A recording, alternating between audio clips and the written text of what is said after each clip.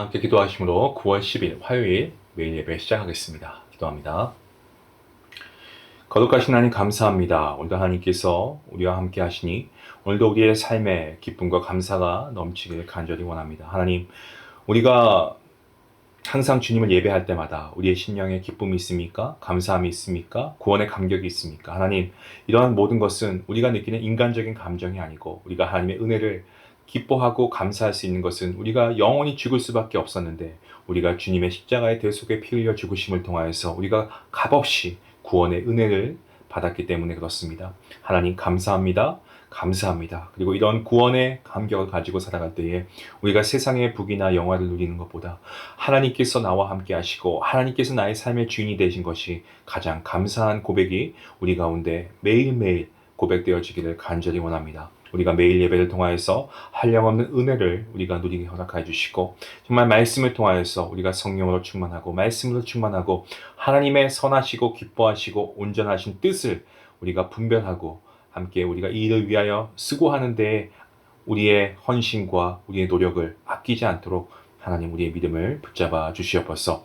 사랑하는 우리 성도님들, 하나님께서 함께 하시고 정말 주님의 얼굴을 구하며 살아갑니다. 하나님께서 언제 어디서 무엇을 하든지 간에 하나님께서 함께 동행하여 주시고 정말 무엇보다 믿음으로 살고자 하는 주의 백성들 가운데 하나님께서 그 믿음을 더욱더 굳건히 하여 주시고 아버지, 정말 우리가 마지막 세대에 정말 주님이 오시는 이런 세대를 살아가고 있는데 우리가 무엇을 하여야 할지, 우리의 세상의 삶도 필요하지만 정말 가장 중요한 예배를 세우는 것에 우리가 더 열심을 다할 수 있도록 도와주시고 아버지, 더 많은 성도님들이 이 매일 예배를 함께 드릴 수 있도록 은혜 베풀어 주시옵소서. 오늘도 우리에게 힘주시고 능력 주시는 주님을 의지합니다. 우리의 육체적인 질병도 주님 치유해 주시고 우리의 마음의 아픔과 상처도 주님께서 싸매어 주시고 아버지, 우리의 생각도 걱정과 근심에서 이제는 하나님을 믿고 신뢰하기에 우리가 온전한 기쁨과 만족함을 가지고 주님 한 분만으로 기뻐할 수 있는 우리의 삶이 될 수 있도록 하나님 붙잡아 주시옵소서. 모든 예배 시종 주님께 맡기옵고 감사하오며 예수님의 이름으로 기도합니다. 아멘. 찬송가 함께 하시겠습니다. 찬송가 325장입니다.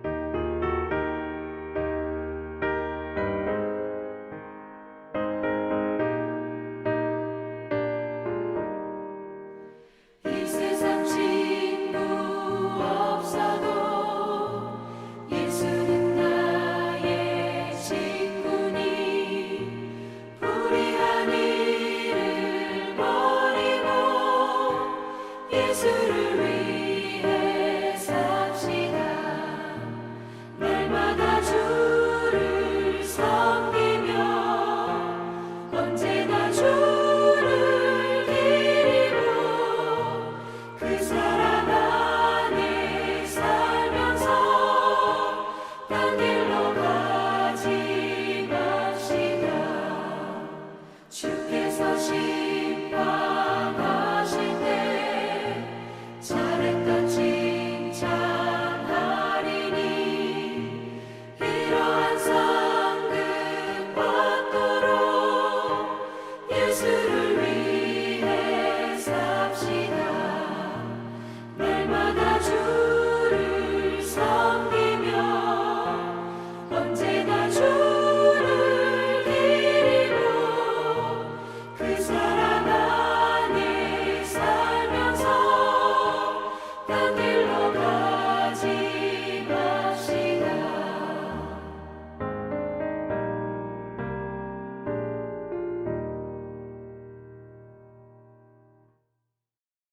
오늘 함께 본 말씀은 느헤미야서 6장 1절부터 14절까지 말씀입니다.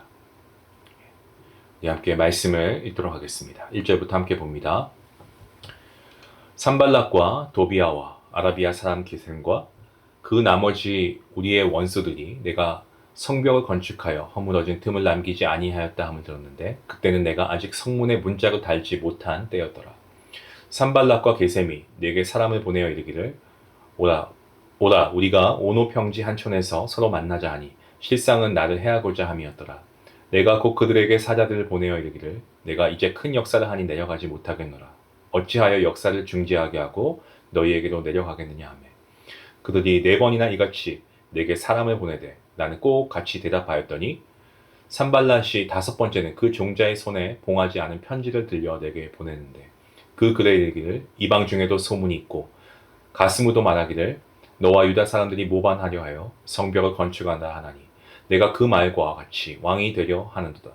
또 내가 선지자를 세워 예루살렘에서 너를 들어 선전하기를 유다의 왕이 있다 하게 하였으니 지금 이 말이 왕에게 들릴지라.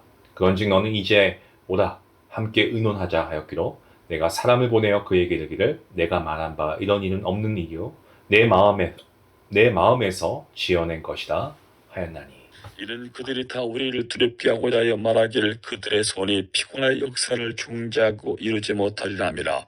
이제 내 손을 힘있게 하옵소서 하였노라.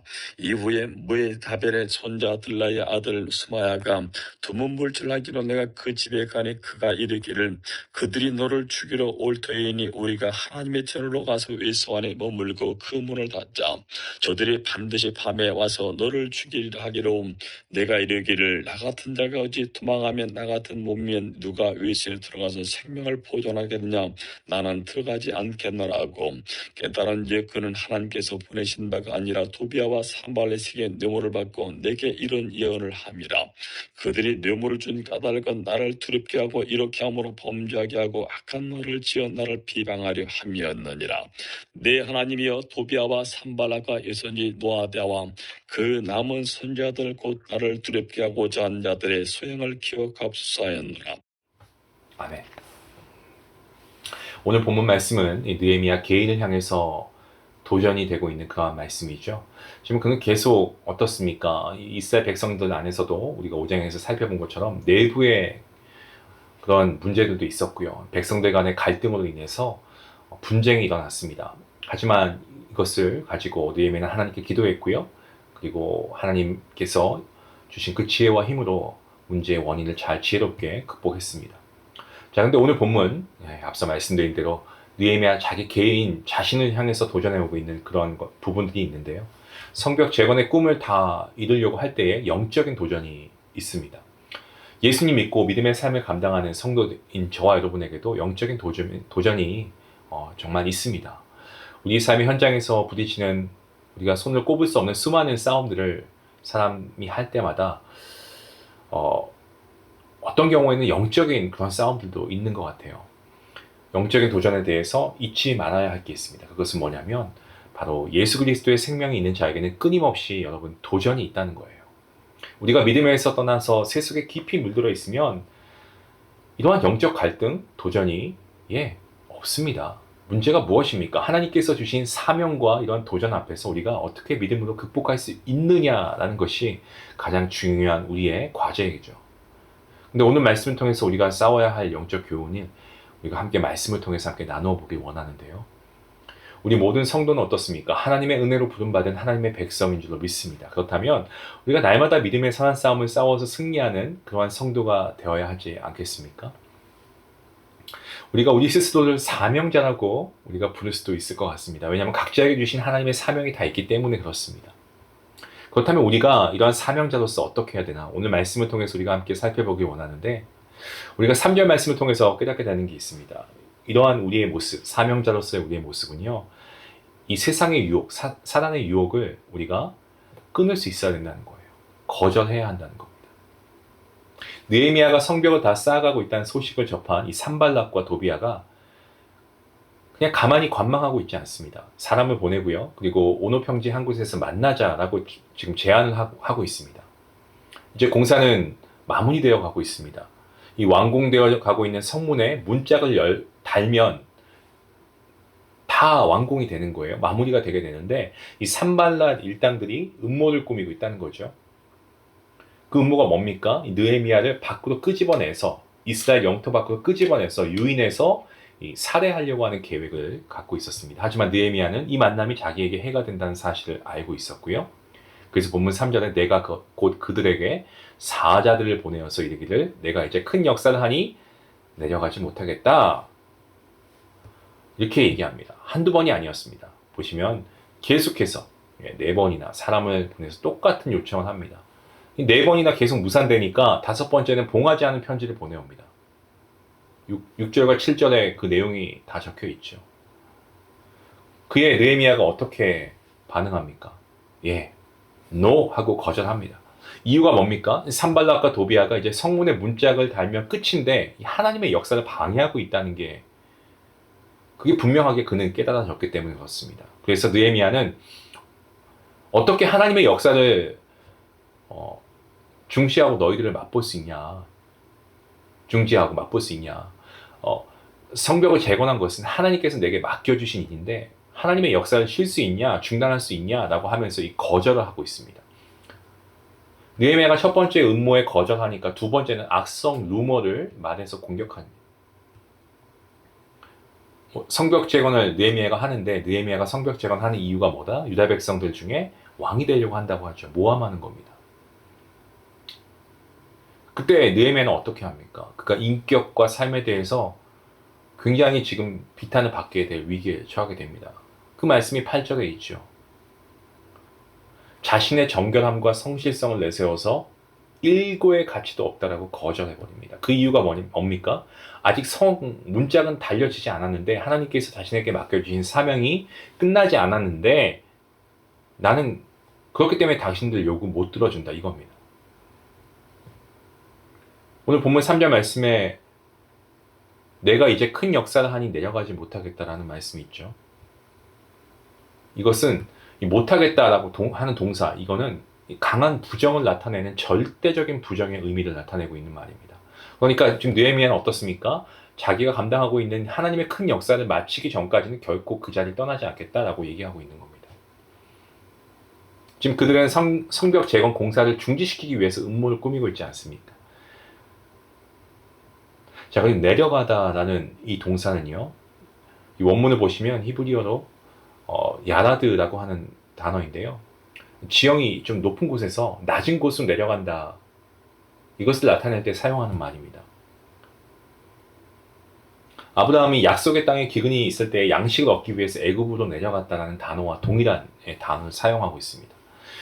아브라함은 어떻습니까? 우리가 알고 있는 대로 먹고 살기 힘들어도 하나님을 의지하지 않고 애굽으로 내려갔다가 자기 아내에게 누이라고 거짓말하고 영적 침체의 모습 그도 보이지 않았습니까?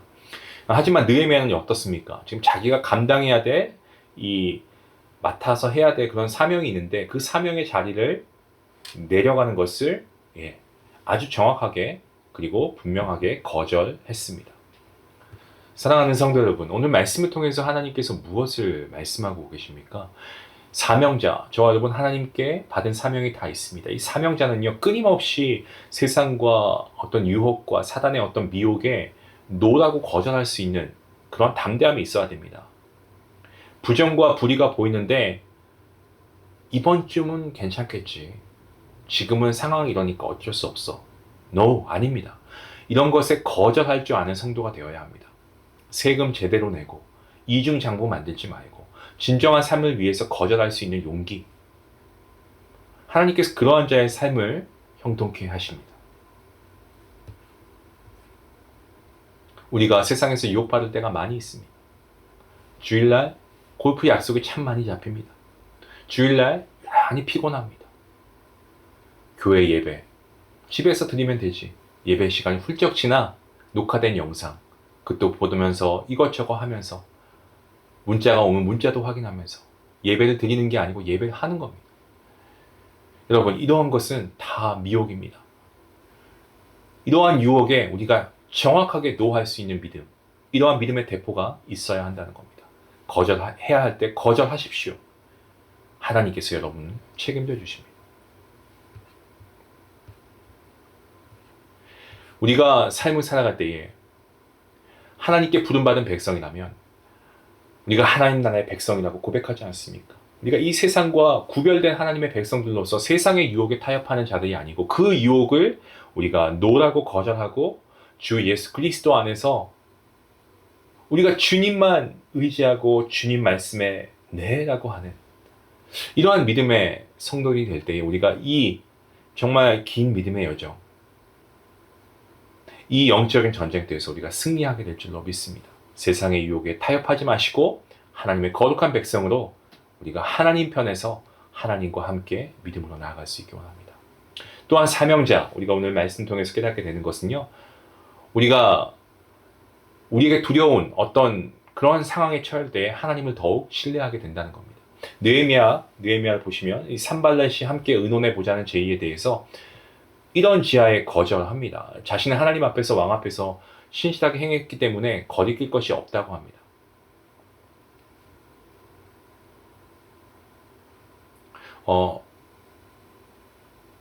이런 일은 없는 거고 또 내가 지어낸 것이라고 회신을 보내죠.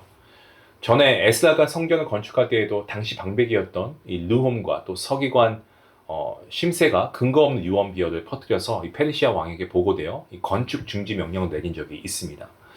이 사실을 기억하고 있던 이 산발랏은 똑같은 방법으로 중상모략하고요. 느헤미야의 인격과 삶에 대해서 없는 말을 막 부풀려서 흑색 선전을 계속해서 난무하게 퍼뜨리고 있습니다. 하지만 9절 말씀해 보시면 이렇게 기록되어 있습니다. 이는 그들이 다 우리를 두렵게 하고자 하여 말하기를 그들의 손이 피곤하여 역사를 중지하고 이르지 못하리라 합니다. 이제 내 손을 힘있게 하옵소서 하였노라. 느헤미야는 자신이 페르시아 왕을 반역하기 위해서 성을 중건한다라는 이 모함은 분명 느헤미야와 백성들도 두렵게 하는 일이 맞습니다. 하지만 느헤미야는 어떻습니까? 두려워하지 않았습니다. 산발렛의 모함에 전혀 두려워하지 않았습니다. 어떻게 가능합니까? 자신의 정직함과 결백함을 누가 아십니까? 하나님이 아시기 때문에 그 하나님을 의지했기 때문에 그렇습니다. 여기에서 그치지 않습니다. 그들은 이 선지자였던 스마야를 매수해 가지고요. 거짓 예언을 하게 합니다. 그 말씀이 10절 말씀에 있죠. 원수들이 너를 죽이러 올 거다. 이렇게 합니다. 근데 느헤미야는 이것도 거절합니다. 원수들이 널 지금 죽이러 올 테니까 성전으로 들어가자라고 하는데 거절합니다. 이런 상황 속에서 느헤미야가 사실 두려움이 전혀 없진 않았을 것 같습니다. 두려웠을 겁니다. 오늘 본문에 두려움이라는 단어가 몇 번에 걸쳐서 반복되는데 9절 말씀 두렵게 또 13절 말씀 보시면 나를 두렵게 하시고 그리고 14절 말씀에 나를 두렵게 하고자 한 이처럼 계속해서 어떻습니까? 이 마귀는요. 두려움이라고 하는 그런 감정, 이것 때문에 그 두려움 때문에 판단력을 잃어버리게 합니다. 판단력이 흐려지면 공격하면 무너지기 쉽거든요. 느헤미야는 그러한 영적 분별력을 잃지 않았다는 겁니다. 왜냐하면 이 성전에서 머물고 자신의 직무를 감당할 수 있는 자는 오직 제사장뿐입니다. 하지만 느헤미야는 두려움 앞에서 어떻게 반응합니까? 두려움을 극복하기 위해서 어떻게 하고 있습니까? 여전히 그는 똑같이 참 한결같습니다. 하나님 앞에 기도합니다. 9절 말씀에 이제 내 손을 힘있게 하옵소서라고 기도했고요. 그리고 14절 말씀에 느헤미야는 자신을 두렵게 하는 사람들의 이름을 주께 구하고 그들의 소행을 기억하옵소서라고 하나님께 기도했습니다. 지금 느헤미야는 유다 지역의 총독으로서 자신을 음해하는 자들을 처단할 수 있습니다. 하지만 사람에게 호소하는 것이 아니고 하나님께 호소하는 것입니다. 사랑하는 성도 여러분, 오늘 성경 우리에게 무엇을 말씀합니까? 이 사명자는 두려울 때 하나님을 더욱 의지한다는 것입니다. 느헤미야의 기도는 사람이었습니다. 하나님을 의지하지 않는다면 기도할 수 있겠습니까? 오늘 우리의 삶 속에서 가장 많이 듣는 단어 가운데 하나가 여러분 불안이고 두려움과 스트레스입니다. 이런 것들 때문에 정신과 상담을 받으시는 분들도 많이 있습니다. 근데 이게 믿는 우리에게도 있다는 거죠. 믿는 우리에게 있어서 이 불안과 두려움이 있다는 것은요, 여러분 이것은 믿음의 문제와 우리가 떼어놓을 수 없습니다. 더 분명히 말씀드리면 하나님을 신뢰하지 못하기 때문에 그렇습니다. 하나님께서 주시겠다고 한 약속을 믿지 못할 때 두렵고 불안하게 됩니다. 모든 인간에게 두려움이 찾아옵니다. 하지만 어떻게 극복하냐 하는 것이 더 중요합니다. 성도 여러분, 우리가 다시 한번 우리의 믿음을 하나님 앞에 내어놓고 우리가 믿음으로 고백할 수 있기 원합니다. 우리 자신의 삶을 보면 미약하고 나약해 보입니다. 여기서 말씀을 전하고 있는 저 역시도 제 자신의 삶만 보면 내가 이렇게 연약한 존재구나라는 것을 인정하게 되죠. 하지만 우리가 고백하십시다. 여호와는 나의 반석이시고 나의 요새이시고 나를 건지시는 하나님이십니다. 여호와 하나님께서 저와 여러분의 하나님이 되실 때 그분의 능력을 신뢰하고 살아갈 때 어떤 두려움과 환난 속에서도 능히 이길 수 있게 하나님께서 우리를 이끄실 줄로 믿습니다. 우리의 남은 인생, 우리의 삶에 대해서는 알 수 없지만 우리가 이 땅에 숨을 거두는 날까지 하늘나라에 가는 그날까지 우리가 하나님께서 우리에게 맡겨주신 그 사명들 우리가 이루어갈 수 있기 원합니다. 끊임없이 영적인 도전이 있을 것입니다. 하지만 저와 여러분은 사명자입니다. 절망하지 마시고 두려워하지 마시고 오히려 그런 상황 가운데 하나님을 더욱더 의지하고 신뢰하셔서 하나님이 하나님 되심을 믿고 나아갈 때에 하나님께서 우리를 승리케 하실 줄로 믿습니다. 그 믿음을 가지고 오늘 여러분 삶에서 승리하는 삶을 살아가시기를 주님의 이름으로 간절히 축원합니다. 기도하시겠습니다. 하나님 감사합니다. 아버지 오늘 말씀을 통해서 우리가 하나님을 더욱더 굳건히 신뢰하기를 원합니다. 갈대와 같이 흔들리는 믿음이 아니고 반석 위에 세운 집처럼 우리가 어떠한 풍파 가운데서도 하나님 우리가 떠내려가지 않고 우리의 믿음을 잘 지켜나갈 수 있도록 우리에게 믿음 주시는 분이 성령 하나님이신 줄 믿사오니 우리의 믿음을 붙잡아 주시옵소서. 그리고 우리가 살아가는 동안에 영적인 전쟁과 시험과 유혹이 많이 있습니다. 아버지 이러한 것들에 이러한 조류에 휩쓸려가지 않도록 하나님 우리가 더욱더 하나님 말씀을 들어가게 하시고 우리의 믿음을 하나님의 말씀에 붙잡히게 하시고 하나님께 붙잡힌 바 되어 우리가 이 세상과 타협하지 않고 오직 믿음의 성도로서 구별된 삶을 살아가는 데에 부족함이 없도록 하나님 우리를 이끌어 주시옵소서. 감사하며 예수님의 이름으로 기도합니다. 아멘. 여러분 말씀 생각하시면서 함께 기도하시겠습니다. 여러분 절망하지 마시고 두려움 가운데 있다고 두려워해야 할 것이 아니고 더욱더 하나님을 신뢰하는 모습 우리에게 필요합니다. 그런 우리에게 믿음을 달라고 하나님께 기도하며 나가겠습니다. 기도합니다.